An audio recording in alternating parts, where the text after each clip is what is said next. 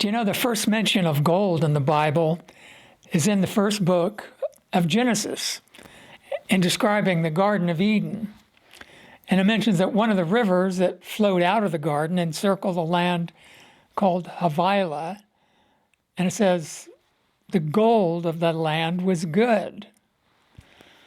It may have been just there on the surface of the ground. We don't know.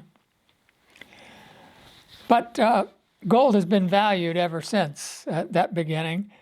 And it's not necessarily as money, but it's a beautiful metal. And it has a lot of very interesting qualities. You can hammer it out real thin into a foil. And it's the best conductor of electricity that we have, much better than copper or even silver. But Jehovah is the giver of all these good things. He wants us to enjoy them. When the Israelites, they were in slavery in Egypt for over 400 years. And as compensation, you might say, when Jehovah caused the Exodus, he opened the hearts of the Egyptians and they loaded up their Hebrews, slaves, with gold and silver. They took off their earrings and ornaments and sent them into the promised land packing a lot of valuable metal. And Jehovah had been very generous with his people.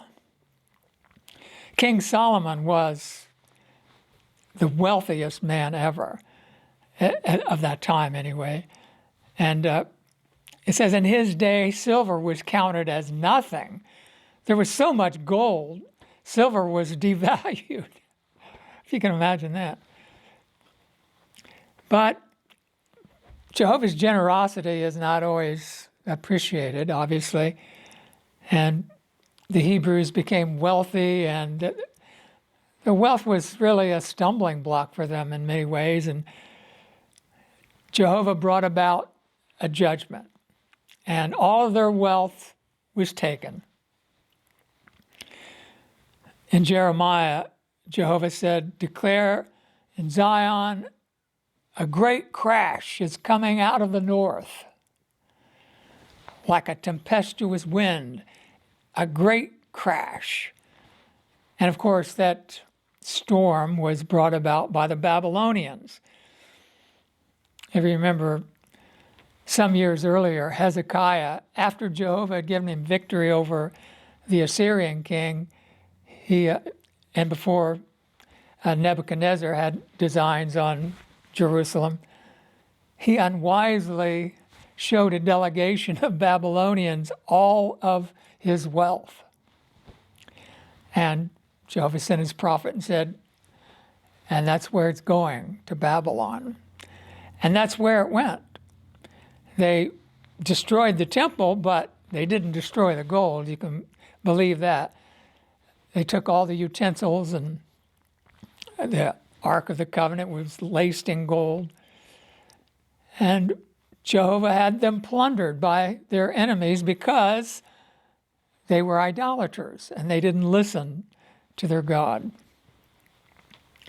Well, it might seem like dead history, but the prophecy of Jeremiah and Ezekiel, Hosea, Micah, they all use the exact same expression, that the judgments contained in the ancient prophecy was for the final part of the days, having to do with another corrupt organization, one that bears Jehovah's name.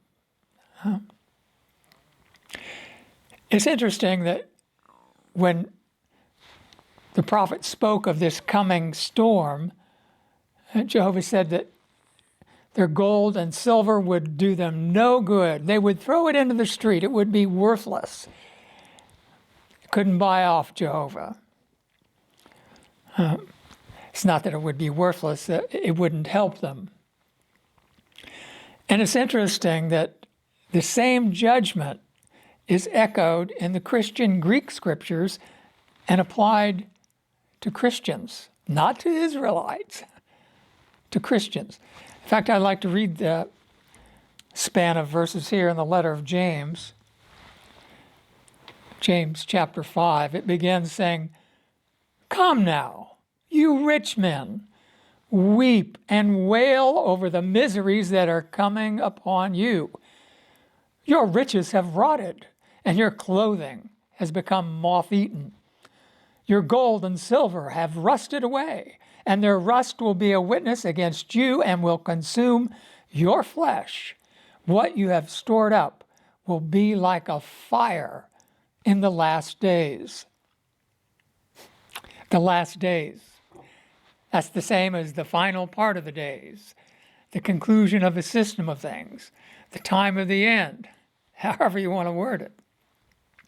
Obviously, no such judgment has occurred. We can't point to anything that would fit this description, even though Jehovah's Witnesses believe the last days began in 1914. Well, it's interesting. He says, "Your riches have rotted and your clothing has become moth-eaten." Remember Jesus' famous Sermon on the Mount? He said, "Lay up your treasures not where moth eats and the thieves break in and the rust consumes. Lay up your treasures in heaven, where we don't have those problems." So they weren't storing up spiritual treasures.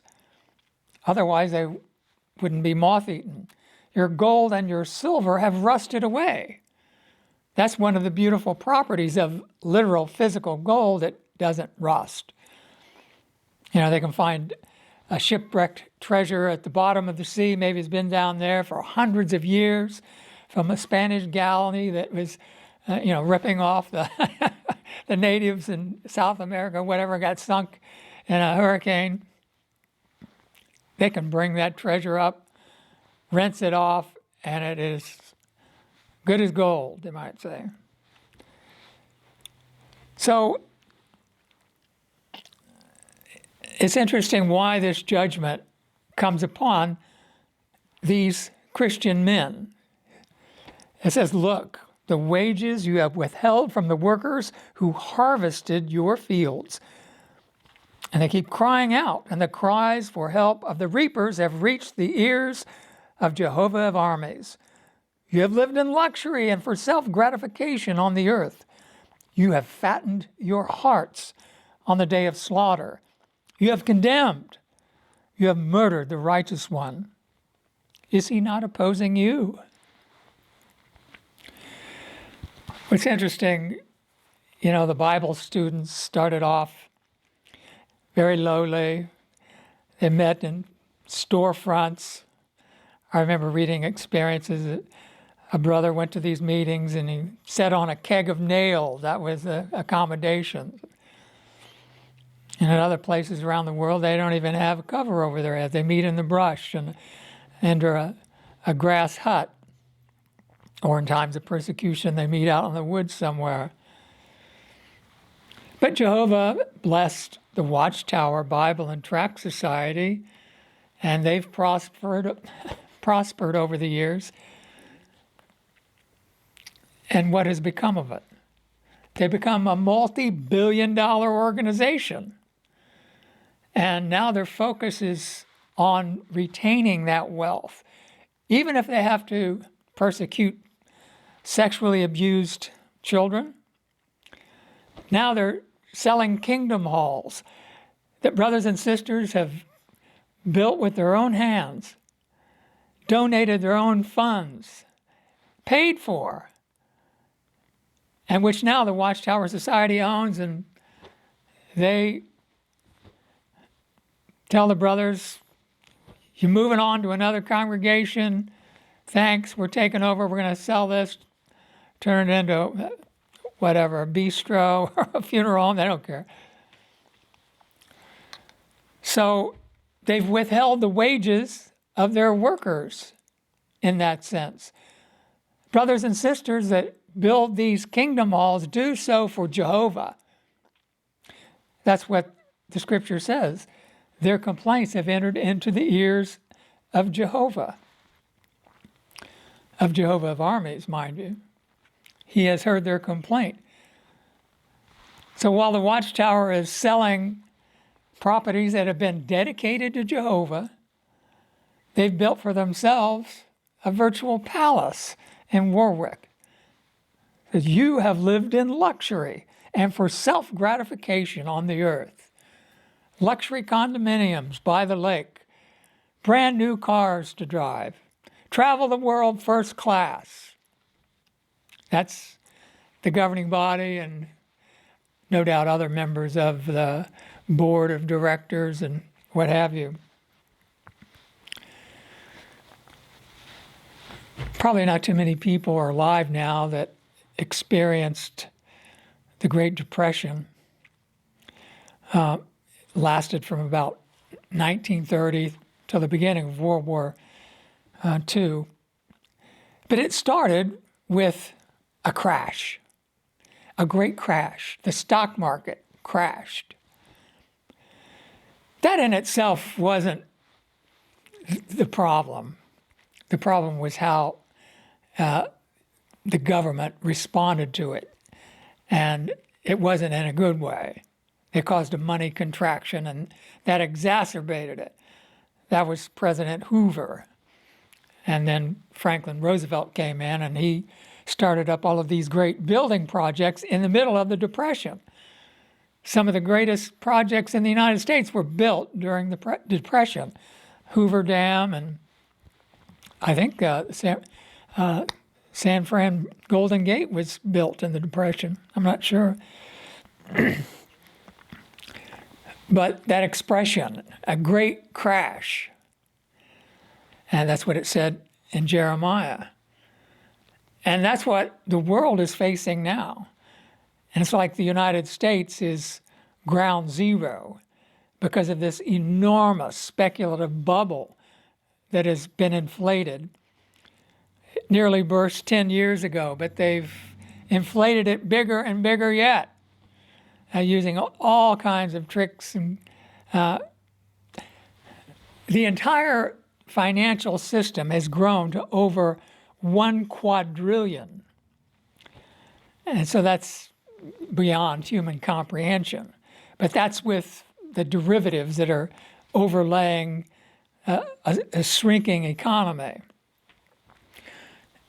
And these derivatives are considered legal claim. We saw that back in 2008. Those derivatives had to be paid.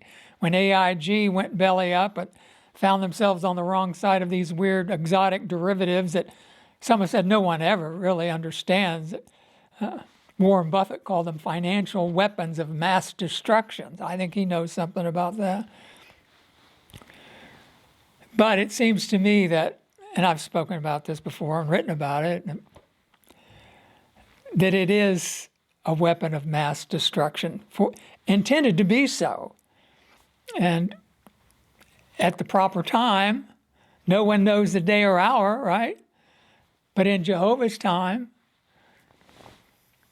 boom, a big crash, a resounding crash, something that will be impossible to ignore because it will affect everyone, especially those with money, like these rich men that James is denouncing. So I follow the financials, the blogs, and various writers and articles, and more observers of these markets and participants. They're saying that a crash is imminent. And we would think that, the pin that would pop this enormous quadrillion-dollar bubble, even if they, under stable conditions, it's getting a little wobbly, It's like those Chinese guys, with a pole with a bunch of dishes on it. How do they do that? How do they keep all those dishes from crashing? Well, you don't see them practicing, but what happens if somebody comes up and starts tickling him or poking him with a stick? Then you've got a whole different situation.